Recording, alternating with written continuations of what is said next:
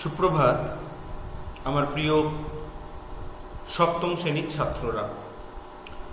আমি তোমাদের বিদ্যালয়ের বাংলা ভাষা এবং সাহিত্য বিভাগের একজন শিক্ষক, তোমাদের এসকেআর স্যার। তো প্রথমেই যেটা বলার সেটা হচ্ছে, এই পরিস্থিতিতে আমাদের যেটা করতে হবে, এই যে করোনা ভাইরাসের যে ভয়াবহ উপদ্রব বলতে পারি, তার মধ্যে দিয়ে আমরা যাচ্ছি, এটা থেকে আমাদের বাঁচতে গেলে সচেতন হতে হবে, সাবধান হতে হবে। তোমরা নিশ্চয়ই এতদিনে প্রত্যেকে এটা বুঝে গেছো। তাই বাড়িতে থাকো, সাবধানে থাকো, সচেতন থাকো, আর মন দিয়ে পড়াশোনা করে যাও। আজকে আমি তোমাদের পাঠ্য একটি কবিতা নিয়ে তোমাদের সঙ্গে আলোচনা করব। তবে আজকের কবিতাটা কিন্তু একটু গুরুত্বপূর্ণ। কেন? এই কবিতায় একটা বাস্তব সত্যকে তুলে ধরা হয়েছে। সেটা কিরকম সত্য? চিরন্তন।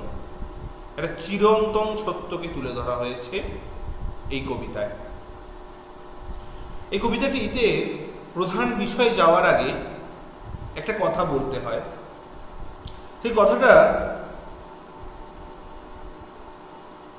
সবার ক্ষেত্রেই সমানভাবে প্রযোজ্য।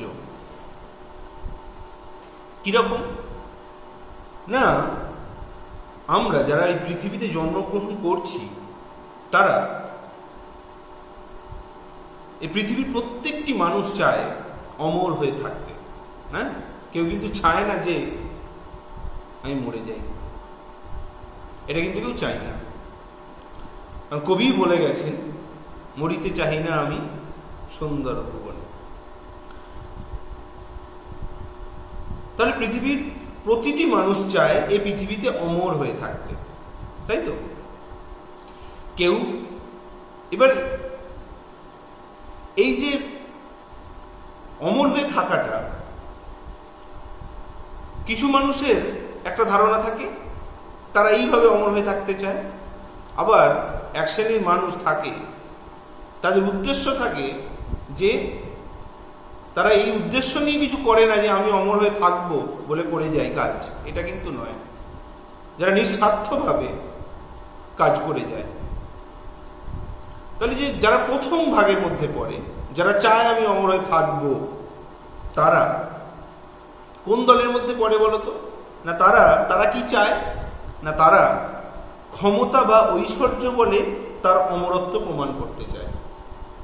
তো সেই শ্রেণীর মানুষেরা যারা অমর হয়ে থাকতে চায়, যাদের অমর হয়ে থাকার খুব ইচ্ছা, তারা কি করতে চায়?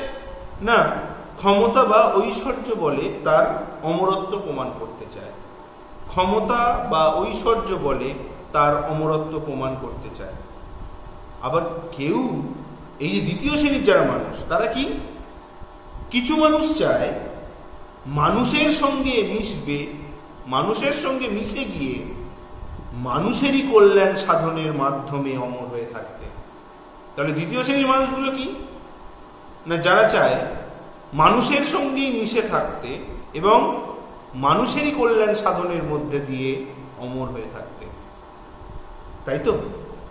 তাহলে এই যে প্রথম যারা ভাগের মধ্যে পড়ে, ক্ষমতা এবং ঐশ্বর্য বলে যারা নিজেদের অমরত্ব প্রমাণ করতে চায়, যারা ধনী বা সাম্রাজ্যবাদী, তারা বিশাল প্রাসাদ নির্মাণ করে, সৌধ নির্মাণ করে তাদের কীর্তি রেখে যেতে চায়। বিশাল একটা প্রাসাদ নির্মাণ করলো এবং এই প্রাসাদের গায়ে বড় বড় করে লিখে দিল, যেই স্মৃতিতে এটা তৈরি হলো লিখে দিল, বা নিজের নামটা সেখানে খোদাই করে লিখে দিল, বিশাল সৌধ নির্মাণ করে।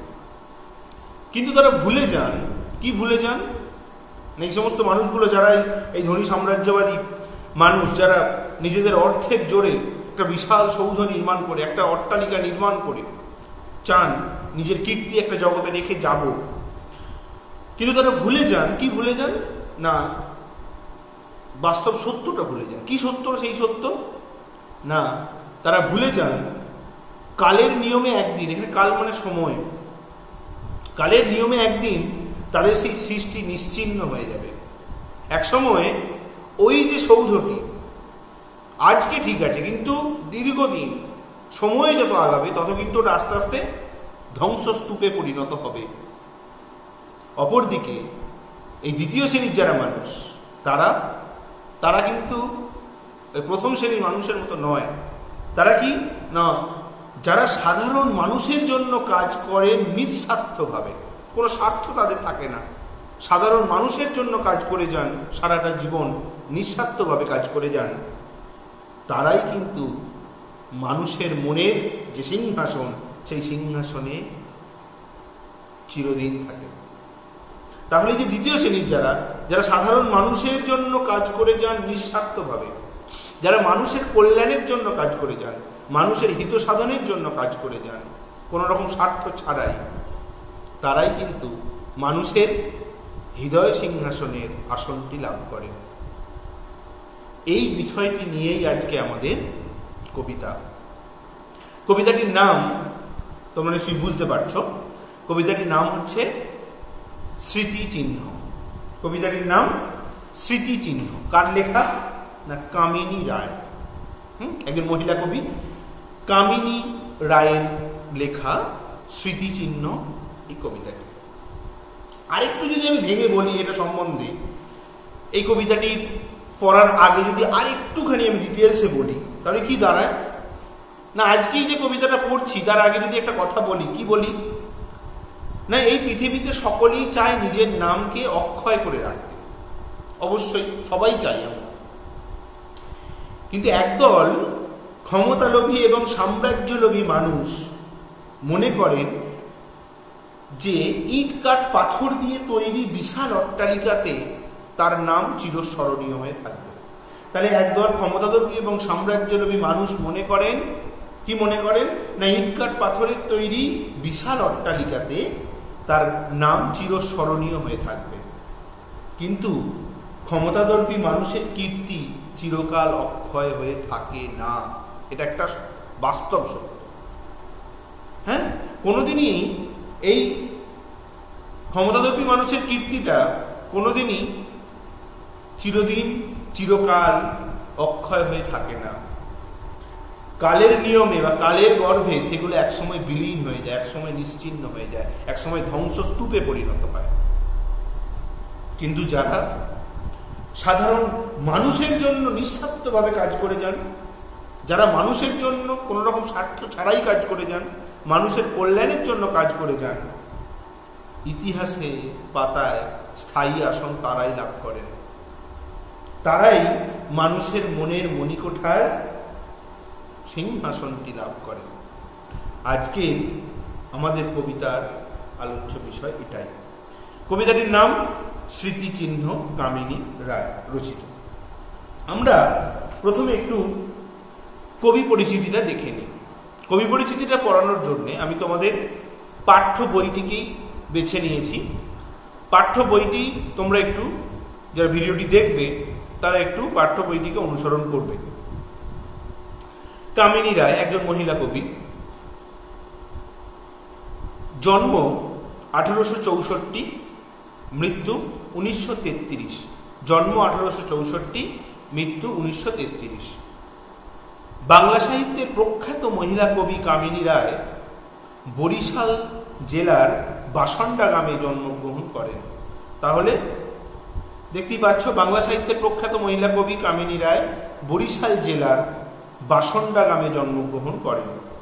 তার পিতার নাম চণ্ডীচরণ সেন। তার পিতার নাম চণ্ডীচরণ সেন। তিনি অতি শৈশবকাল থেকে কবিতা রচনায় প্রয়াসী হন। অনেক ছোটবেলা থেকে তিনি কিন্তু কবিতা রচনা করেছেন। তার প্রথম কাব্যগ্রন্থ আলো ও ছায়া মাত্র 15 বছর বয়সে প্রকাশিত হয়। এটা একটা পরীক্ষার প্রশ্ন যে কামিনী রায় রচিত তার প্রথম কাব্যগ্রন্থের নাম কি। এটা পরীক্ষা কিন্তু এক নম্বর শর্ট কোয়েশ্চেন আসে। প্রথম কাব্যগ্রন্থের নাম হচ্ছে আলো ও ছায়া। আলো ও ছায়া কত বছর বয়সে প্রকাশিত হয়? 15 বছর বয়সে। এই মহিলা কবির যখন 15 বছর বয়স তখন প্রকাশিত হয়। তিনি বেথুন কলেজ থেকে সংস্কৃতে বিএ পাশ করে ওই কলেজেই শিক্ষাবতীর কাজে আত্মনিয়োগ করেন। তাহলে বেথুন কলেজে সংস্কৃতে বিএ পাশ করে ওই কলেজেই শিক্ষাবতীর কাজে আত্মনিয়োগ করেন, মানে পেশা হিসেবে ওই কলেজে তিনি ছিলেন। তার উল্লেখযোগ্য কাব্যগ্রন্থগুলি হল পৌরাণিকী, দীপ ও ধূপ, জীবন পথে, মাল্য ও নির্মাল্য, অশোক সঙ্গীত প্রভৃতি। তাহলে কি কি পেলাম? এখান থেকে যে কোনো দুটো অথবা তিনটের নাম তোমরা একটু মুখস্থ করে নেবে, পরীক্ষায় পড়তে পারে। পৌরাণিকী, দীপ ও ধূপ, জীবন পথে, মাল্য ও নির্মাল্য, অশোক সঙ্গীত প্রভৃতি। কলকাতা বিশ্ববিদ্যালয় থেকে তিনি জগত্তারিণী স্বর্ণপদক লাভ করেন। কলকাতা বিশ্ববিদ্যালয় থেকে তিনি জগত্তারিণী স্বর্ণপদক লাভ করেন। আমরা এখানে কিছু প্রশ্ন পেয়েছি। প্রশ্নটা হচ্ছে যে কামিনী রায় রচিত কামিনী রায়ের প্রথম কাব্যগ্রন্থের নাম আলো ও ছায়া। আর আমরা কিছু পেয়েছি কি না, তিনি তার রচিত কিছু কাব্যগ্রন্থের নাম, দুটো অথবা তিনটের নাম তোমরা মুখস্থ করে নেবে। পৌরাণিকী, দীপ ও ধূপ বা জীবন পথে ইত্যাদি যে কোনো দুটো নাম মুখস্থ করে নেবে। আজকে আমাদের যে পাঠ্য কবিতাটি, এই যে স্মৃতিচিহ্ন, এই স্মৃতিচিহ্ন কবিতাটি নেওয়া হয়েছে কবির রচিত নির্মাল্য কাব্যগ্রন্থ থেকে। কবির নির্মাল্য কাব্যগ্রন্থ থেকে নেওয়া হয়েছে এই কবিতাটি, স্মৃতিচিহ্ন কবিতা। এই স্মৃতিচিহ্ন কবিতাটি মূল বিষয়ে যাওয়ার আগে একটা কথা বলি।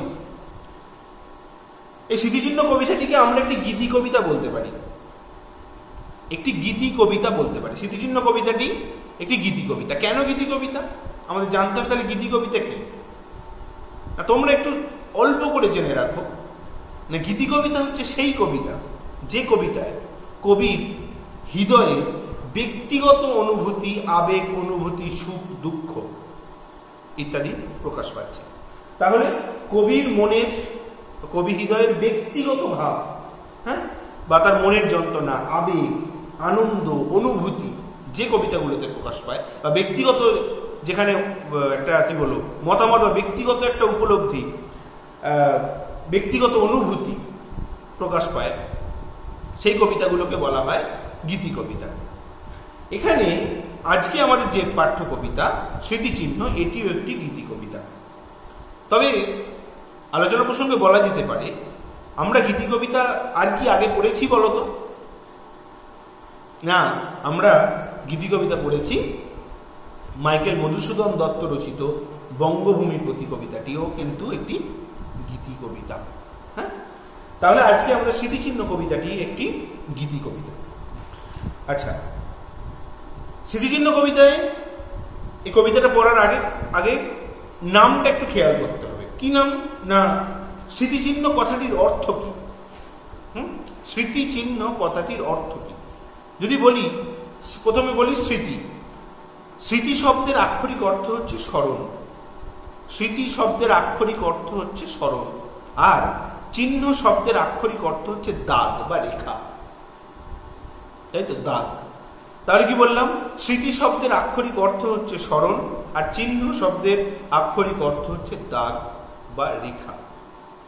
অর্থাৎ স্মৃতিচিহ্ন বলতে বোঝায় এমন স্মারক বা নিদর্শন যার সাহায্যে কোনো ব্যক্তি বা সময়কে স্মরণীয় করে রাখা যায়। তাহলে স্মৃতিচিহ্ন বলতে বোঝায় এমন স্মারক বা নিদর্শন যার সাহায্যে কোনো ব্যক্তি বা সময়কে স্মরণীয় করে রাখা যায়।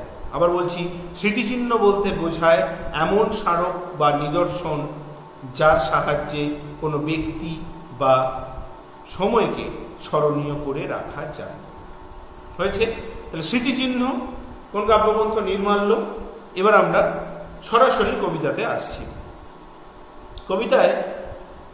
কবিতাটি আমি একবার প্রথমে নিজের মতো করে পড়ছি, তারপর কবিতাটির অর্থ আমি বলে দেব এবং তারপর একটু আলোচনা করে দেব। স্মৃতিচিহ্ন, কামিনী রায়। ওরা ভেবেছিল মনে আপনার নাম, মনোহর হর্মরূপে বিশাল অক্ষরে ইষ্টক প্রস্তরে রচি চিরদিন তরে রেখে যাবে মূঢ় ওরা ব্যর্থ মনস্কাম। প্রস্তর ঘষিছে ভূমে প্রস্তরের পরে চারিদিকে ভগ্ন স্তূপ তাহাদের তলে লুপ্ত স্মৃতি শুষ্ক তৃণকাল নদী জলে ভেসে যায় নামগুলি কে বা রক্ষা করে। মানব হৃদয় ভূমি করি অধিকার করেছে প্রতিষ্ঠা যারা দীর্ঘ সিংহাসন দরিদ্র আছিল তারা ছিল না সম্বল প্রস্তরের এত বোঝা জড়ো করিবার তাদের রাজত্ব হেরো অক্ষুণ্ণ কেমন কাল স্রোতে ধৌত নাম নিত্য সমুজ্জ। এখানে কবিতাটি পড়ে যেটা মনে হবে এর অর্থটা পড়লেই বোঝা যায় এখানে কি বোঝাতে চাওয়া হচ্ছে। আমি একবার প্রত্যেকটা লাইনকে বলছি এবং তার অর্থ বলে দিচ্ছি। কি হয়েছে দেখো, ওরা ভেবেছিল মনে আপনার নাম মনোহর হর্মরূপে বিশাল অক্ষরে ইষ্টক প্রস্তরে রচি চিরদিন তরে রেখে যাবে মূঢ় ওরা ব্যর্থ মনস্কাম।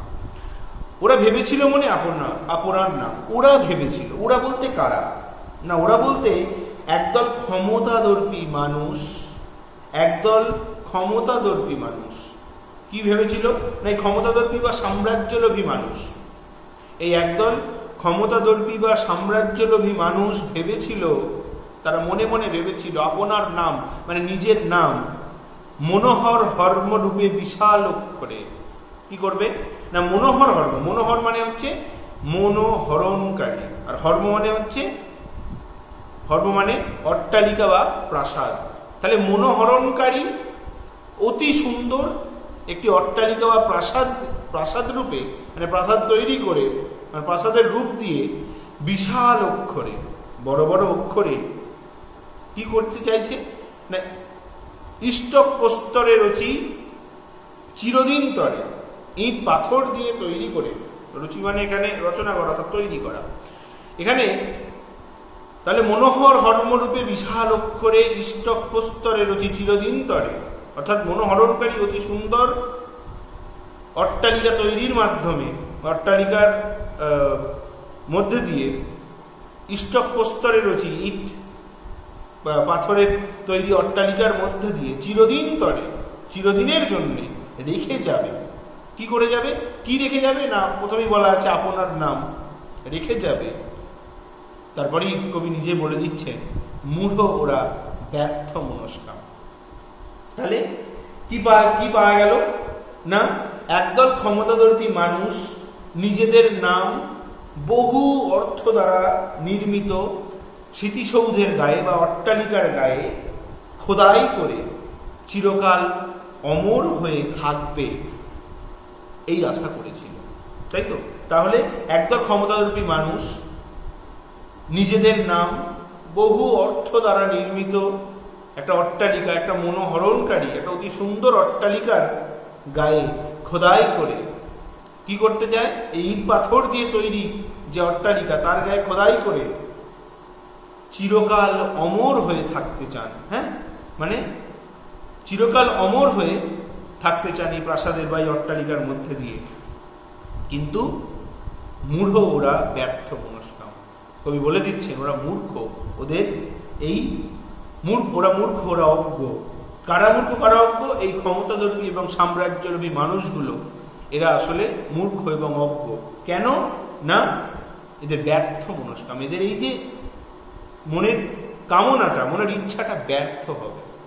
হ্যাঁ, এরা মূর্খ, এদের মনের কামনাটা ব্যর্থ হবে। কেন হবে এবার দেখো না, প্রস্তর খসিছে ভূমে প্রস্তরের পরে চারিদিকে ভগ্ন স্তূপ তাহাদের তলে লুপ্ত স্মৃতি শুষ্ক তৃণকাল নদী জলে ভেসে যায় নামগুলি কে বা রক্ষা করে। এবার দেখো, তাহলে প্রস্তর খসিছে ভূমে প্রস্তরের পরে, এবার কি হতে শুরু করেছে না প্রস্তর খসতে শুরু। প্রস্তর মানে হচ্ছে পাথর, নিশ্চয়ই বুঝতে পারছো।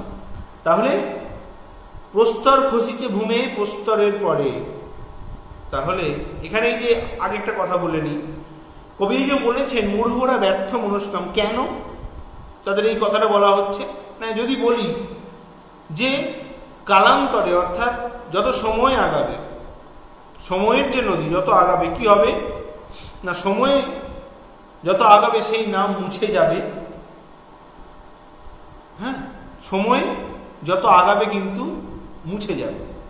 কিন্তু যারা এই ক্ষমতালোভী এবং সাম্রাজ্যলোভী মানুষগুলো যারা ভেবেছিল যে বিশাল অট্টালিকা নির্মাণ করে খোদাই করে নিজের নামটা লিখে দিয়ে চিরস্মরণীয় হয়ে থাকবে তারা, কিন্তু তারা এটা ভাবেনি। তারা ভেবেছিল যে চিরকাল বোধহয় তাদের নামটা এইভাবেই লেখা থাকবে, কিন্তু না, কবির ভাষায় তারা আসলে মূর্খ। কেন? তাদের এই যে মনের কামনাটা ব্যর্থ হবে, কারণ কবি যেন ইঙ্গিত দিচ্ছেন কালের নিয়মে সেই যে নাম, সেই নামটা একদিন মুছে যাবে। এই অট্টালিকায় রাখা বিশাল অর্থ খরচ করে যে অট্টালিকা তৈরি করে নিজের নাম খোদাই করা, এই ক্ষমতালোভী এবং সাম্রাজ্যলোভী মানুষদের যে ইচ্ছা, এটা একদিন ব্যর্থ হবে। তারপর কি বলা হয়েছে? প্রস্তর খসিছে ভূমে প্রস্তরের পরে। কেন না, একদিন না একদিন এই যে প্রস্তর অর্থাৎ পাথরটা খসিছে ভূমে প্রস্তরের পরে, পাথরটা খসে পড়বে মাটিতে, এবং তার উপরেও পাথরগুলোই কিন্তু খসে খসে মাটিতেই পড়বে। তাহলে পাথর খসে পড়বে ভূমিতে অর্থাৎ মাটিতে। কেন এই কথাটা বলা হচ্ছে? কারণ বস্তুর বিনাশ একদিন হবে। কারণ বস্তুর, এই পৃথিবীতে সব বস্তুরই বিনাশ একদিন হবে। তাই এই বিশাল টাকা পয়সা খরচ করে, অর্থ খরচ করে এই যে বিশাল অট্টালিকা, সেই অট্টালিকার যে পাথর, যে পাথর দ্বারা তৈরি, ইট পাথর দ্বারা তৈরি যে অট্টালিকা, সেই অট্টালিকা একদিন ভেঙে পড়বে এবং তার পাথরগুলো খসে খসে পড়বে মাটিতে, এবং তার উপর আবার পাথর পড়বে। অর্থাৎ পাথর খসে পড়বে মাটিতে, ভেঙে পড়বে অট্টালিকা। কি হবে না, চারিদিকে ভগ্ন স্তূপ তাহাদের তলে। তাহলে কি পেলাম না, প্রস্তর খসিছে ভূমে প্রস্তরের পরে, প্রস্তর মাটিতে খসে পড়ছে, তার উপর আবার পাথরই খসে পড়ছে সেই অট্টালিকা থেকে। ফলে কি হচ্ছে, অট্টালিকাটা ক্রমশ নষ্ট হয়ে যাচ্ছে। এবং তারপর কি দেখা গেল না, চারিদিকে ভগ্ন স্তূপ। চারিদিকে কি হলো না, ভগ্ন স্তূপ হলো। এখানে ভগ্ন স্তূপ বলতে কি বোঝানো হচ্ছে নিশ্চয়ই বুঝতে পারছো না? ভগ্ন মানে হচ্ছে ভাঙা, স্তূপ মানে ওই সমস্ত ভাঙা ইট পাথরের স্তূপে পরিণত হচ্ছে বিশাল অট্টালিকাটি। তাহলে চারিদিকে ভগ্ন স্তূপ, চারিদিকে ভাঙা ইট পাথরের স্তূপ অর্থাৎ গাদা, হ্যাঁ, ঢিবি। তাহাদের তলে লুপ্ত স্মৃতি। ফলে এই যে খসে পড়া ইট পাথরের নিচে কি হলো না, তাহাদের তলে লুপ্ত স্মৃতি। নিশ্চয়ই বুঝতে পারছো, লুপ্ত মানে হারিয়ে যাওয়া। তাহলে সেই তাদের স্মৃতিটা হারিয়ে গেল। তাহলে পাথর খসে মাটিতে পড়লো, চারিদিকে ভগ্নস্তূপে ভরে গেল, এবং এই ভগ্নস্তূপের নিচে কি চাপা পড়ে গেল না, ওই সমস্ত ক্ষমতাদর্পী এবং সাম্রাজ্যলোভী মানুষ যারা চেয়েছিল যে বিশাল অট্টালিকা নির্মাণ করে চিরস্মরণীয় হয়ে থাকবো, বিশাল অট্টালিকা নির্মাণ করে তার গায়ে নিজেদের নাম খোদাই করে স্মরণীয় হয়ে থাকবো, তাদের নামটা, তাদের স্মৃতিটা একসময় ওই ইট পাথরের যে খসে পড়া ইট পাথরের যে ঢিবি বা স্তূপ তার নিচে চাপা পড়ে যায়। অর্থাৎ মানুষের মন থেকে চিরতরে মুছে যায় তাদের নাম। তাদের স্মৃতিটা মানুষের মনে কারোরই থাকে না, রাখে কোনোদিনই থাকে না। ঠিক যেমন ভাবে কি হয় না, শুষ্ক তৃণ কাল নদী জলে ভেসে যায় নামগুলি, কে বা রক্ষা করে। ঠিক যেমন ভাবে একটা শুষ্ক তৃণ, একটা শুকনো ঘাস যেমন কাল নদী জলে ভেসে যায়, শুকনো ঘাস যেমন নদীর জলে ভেসে যায়, এখানে এই শুষ্ক তৃণটা কি, কাদের ইঙ্গিত করা হচ্ছে, কাদের সঙ্গে না, ওই ক্ষমতালোভী এবং সাম্রাজ্যলোভী মানুষ, তাদের যে মনের ইচ্ছা, অমর হওয়ার ইচ্ছা, সেটা ওই বা তাদের স্মৃতিটা এই শুকনো ঘাসের মতো কাল নদীর জল, কাল নদী মানে হচ্ছে সময়ের স্রোত, কাল নদী মানে হচ্ছে সময়ের স্রোত, সময়ের স্রোত। সেই সময়ের স্রোতে কি হয় না কাল নদী জলে ভেসে যায় নামগুলি। তাহলে শুকনো ঘাসের মতো তাদের ওই সমস্ত ক্ষমতালোভী এবং সাম্রাজ্যলোভী মানুষের নামগুলো শুকনো ঘাসের মতো সময়ের নদীতে বা সময়ের স্রোতে ভেসে চলে যায়। অর্থাৎ কেউ তাদের নাম মনে রাখে না। কেন মনে রাখবে মানুষ তাদের নাম? তারা মানুষের জন্য কি করেছে, তাই তাদের নাম কেউ মনে রাখে না। কে বা রক্ষা করে? তারপরেই বলা আছে কে রক্ষা করবে তাদের নামগুলো। এই যে মানুষের মনে থাকবে তাদের নামগুলো, বা তারা তাদের এই নামগুলো যে সময়ের স্রোতে ভেসে যে যাচ্ছে, যাবেই, একে কেউ রক্ষা করতে পারবে না।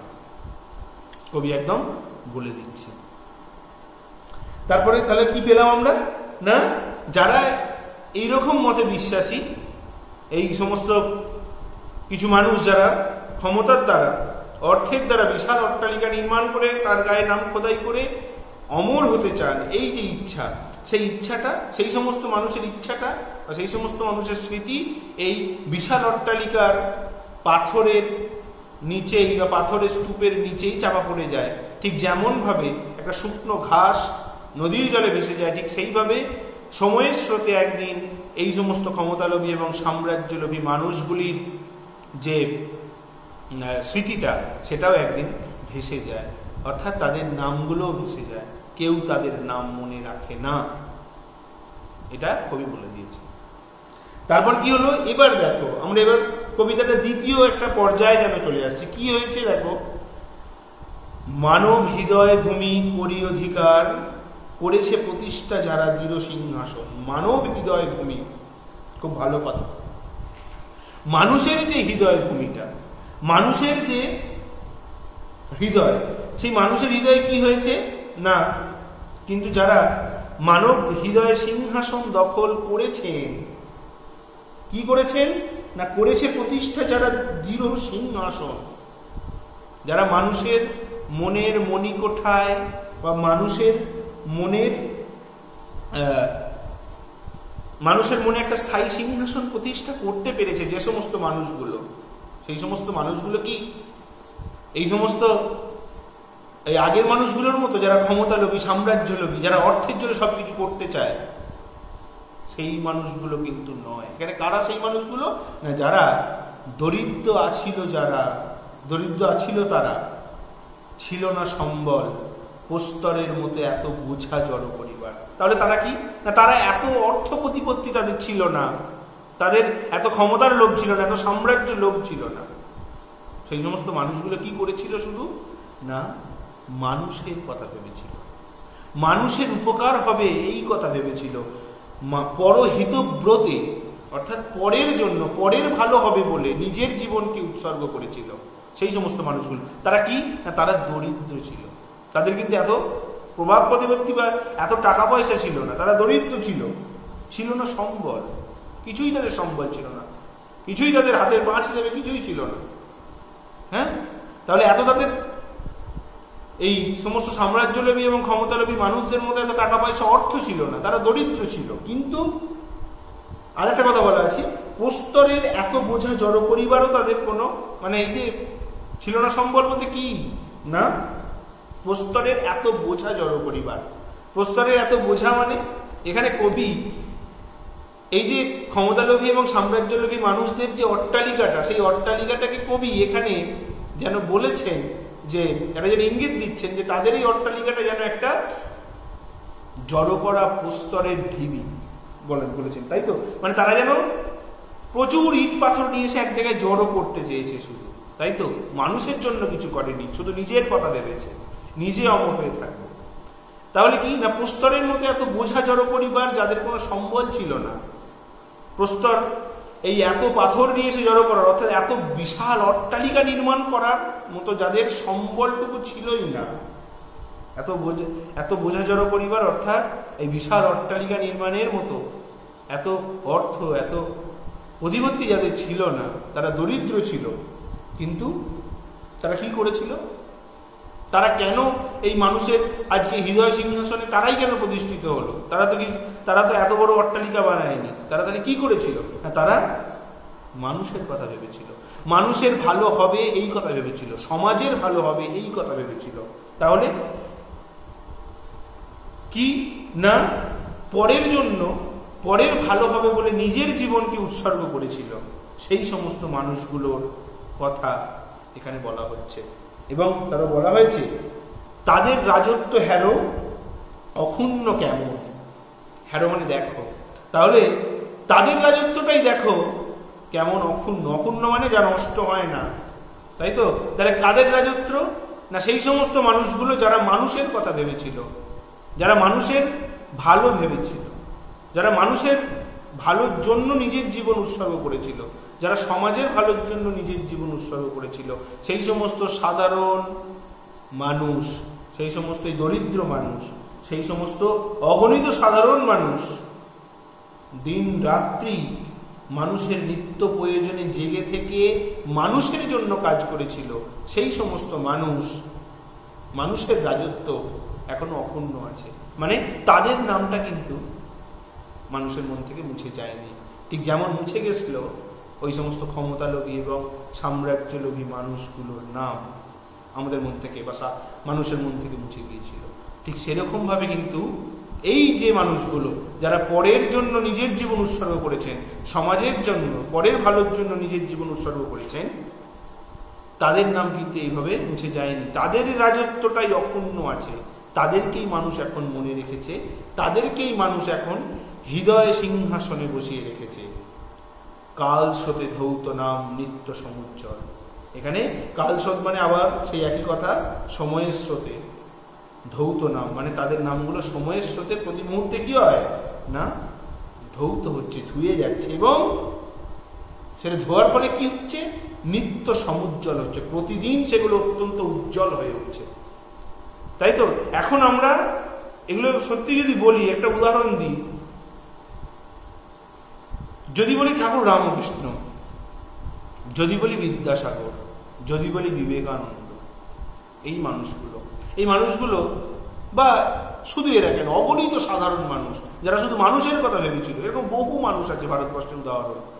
তারা কিন্তু এই এত অর্থ দিয়ে প্রাসাদ বানিয়ে যাওয়ার চেষ্টা করেননি, তারা চেষ্টা করেছিলেন মানুষের জন্য কিছু করে যায়, তাই তো, মানুষের কথা ভেবে যায়, তাই তো, মানুষের কল্যাণ করে যায়। তাদের যে নাম, সেই নামগুলো যত আমরা আগাচ্ছি, যত দিন যাচ্ছে, তাদের নামগুলো বেশি বেশি করে আলোচিত হচ্ছে, তাদের নামগুলো আরো বেশি এখন আমাদের আলোচনার হয়ে উঠছে, তাই তো। চৈতন্যদেব আজকে কবেকার কথা চৈতন্যদেব, এই চৈতন্যদেবকে এখনো প্রতি মুহূর্তে আমরা নতুন করে আবিষ্কার করার চেষ্টা করছি। ঠাকুর শ্রী রামকৃষ্ণকে চেষ্টা করছি, বিদ্যাসাগরকে চেষ্টা করছি, বিবেকানন্দকে চেষ্টা করছি, নেতাজিকে চেষ্টা করছি। তাহলে এই যে মানুষগুলোর একটা উদাহরণ আমি দিলাম।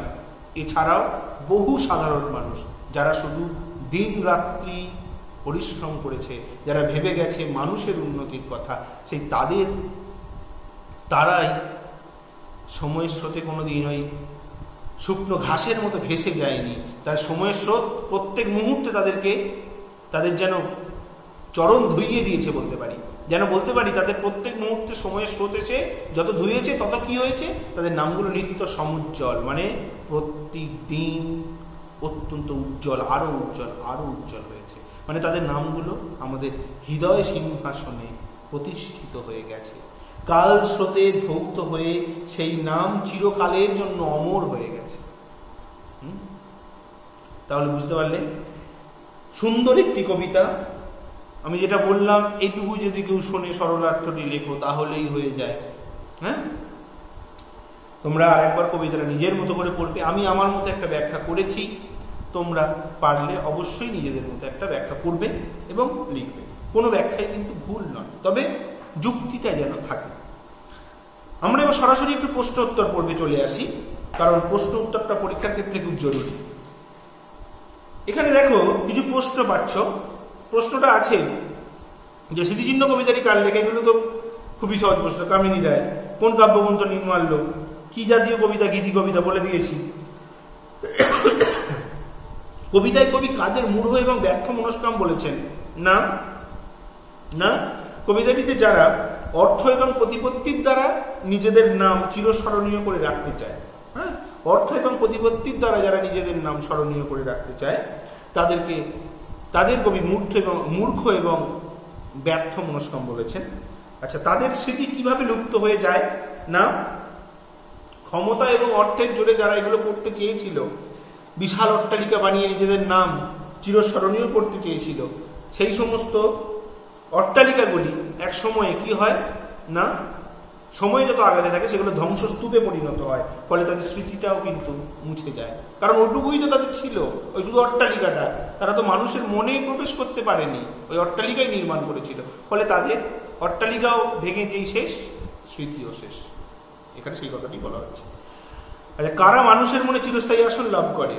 যারা নিঃস্বার্থভাবে মানুষের জন্য কাজ করে তারাই মানুষের মনে চিরস্থায়ী আসন লাভ করে।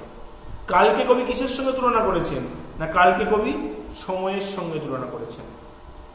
কবিতায় শুষ্ক তৃণ বলতে কি বুঝিয়েছেন? না, যারা অর্থ এবং প্রতিপত্তির জোরে নিজেদের স্মৃতি অক্ষয়ে রাখার জন্য বিশাল অট্টালিকা বানিয়েছিলেন, সময়ের সাথে একদিন তাদের নাম শুকনো ঘাসের মতোই ভেসে যায়। এখানে সেই কথাই বলা হচ্ছে। তারপরে একটা প্রশ্ন আছে, দেখো, ওরা ভেবেছিল মনে, এখানে ওরা বলতে কারা? না, যশ এবং ঐশ্বর্যলোভী বা ক্ষমতালোভী মানুষ। কি ভেবেছিল?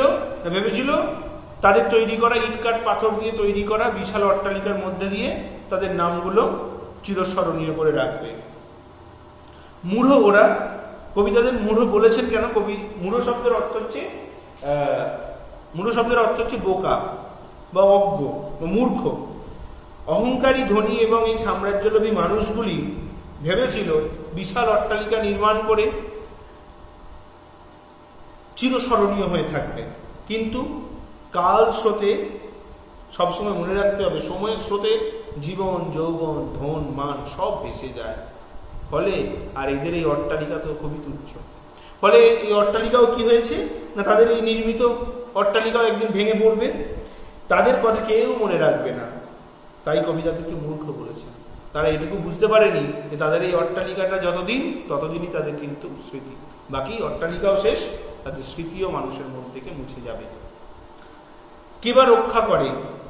কে কি রক্ষা করার কথা বলা হয়েছে? না, ওই যে স্মৃতিসৌধগুলো বা অট্টালিকাগুলো রক্ষা করার কথা বলা হয়েছে। কি বলা হয়েছে? না, সময়ের সঙ্গে সমস্ত কিছুই ধ্বংস হয়, যতই চেষ্টা করা হোক তা একদিন কালের নিয়মে কি হয়, সেটা ধ্বংস হয়ে যায়, বিনষ্ট হয়ে যায়, তাই তাকে রক্ষা করা সম্ভব হচ্ছে না। আচ্ছা, দরিদ্র আছিল তারা, কাদের কথা বলা হয়েছে? তাদের রাজত্ব কিভাবে অক্ষুণ্ণ আছে? খুবই ভালো প্রশ্ন।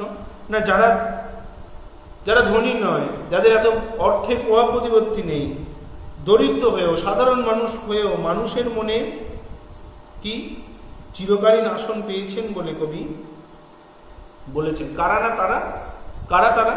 যারা মানুষের জন্য কাজ করেছেন নিঃস্বার্থভাবে, মানুষের কল্যাণে যারা নিজেদের প্রাণকে নিবেদন করেছেন, মানুষের কল্যাণে নিজেদের প্রাণ উৎসর্গ করেছেন, যে সমস্ত মানুষেরা তাদের কল্যাণময় কর্মের জন্যই তারা সমস্ত মানুষের মনে বিরাজিত এবং যা পরম্পরায় বয়ে চলতেই থাকে, তাই কিন্তু খেয়াল রাখতে হবে। তাহলে তারা মানুষের কথা ভেবেছে, মানুষের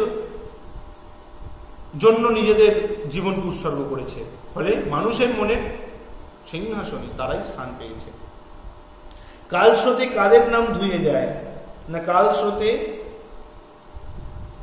অহংকারী সাম্রাজ্যবাদী মানুষের নাম কিন্তু ধুয়ে যায়, যারা ইটকাঠ পাথরের সৌধ তৈরি করে নিজেদের নাম অক্ষয় করতে চেয়েছিল, তাদের নামটা একেবারে ধুয়ে মুছে সাফ হয়ে যায়। কিন্তু কোন মানুষগুলো ধুয়ে গেলেও সেটা নিত্য সমুজ্জ্বল হয়? না, যে মানুষগুলো মানব কল্যাণে নিজেদের প্রাণকে উৎসর্গ করেছে, জীবনকে উৎসর্গ করেছেন, মানব কল্যাণে নিবেদিত এই সমস্ত মানুষগুলি আমাদের কোনোদিনই স্মৃতি থেকে মুছে যায় না, এবং স্মৃতি তাদেরকে কোনোদিনই গ্রাস করে না। কি হয় না, যারা মানুষের হৃদয় সিংহাসন অধিকার করেই থাকে। তাহলে কালের স্রোত, সময়ের স্রোত, মানব কল্যাণে যে সমস্ত মানুষ নিজেদের জীবন উৎসর্গ করেছেন তাদের কোনোদিনই গ্রাস করতে পারে না।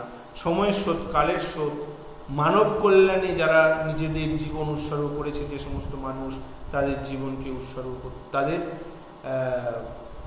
স্মৃতিকে কোনোদিন গ্রাস করতে পারে না। সেই সমস্ত মানুষগুলোই হৃদয় সিংহাসন অধিকার করে। মানব হৃদয় ভূমি করি অধিকার। কারা কিভাবে মানব হৃদয় ভূমি অধিকার করে? খুবই সহজ প্রশ্ন, বারবার একই প্রশ্ন আসছে।